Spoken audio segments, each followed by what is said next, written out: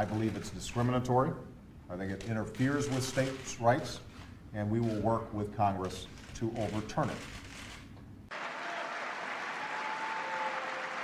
We are rescinding the discriminatory ban on entry to the United States based on HIV status. After it was initially passed, the Arizona legislature amended it and said that this should not be carried out in a discriminatory way. But there's a bill to repeal this discriminatory law in Congress, and I want to see that passed.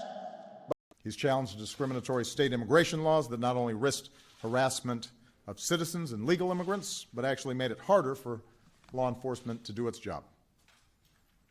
Separating that from this particular decision, there are issues in which the law too often feels as if it is being applied in a discriminatory fashion. He's challenged discriminatory state immigration laws that not only risked harassment of citizens and legal immigrants, but actually made it harder for law enforcement to do their job.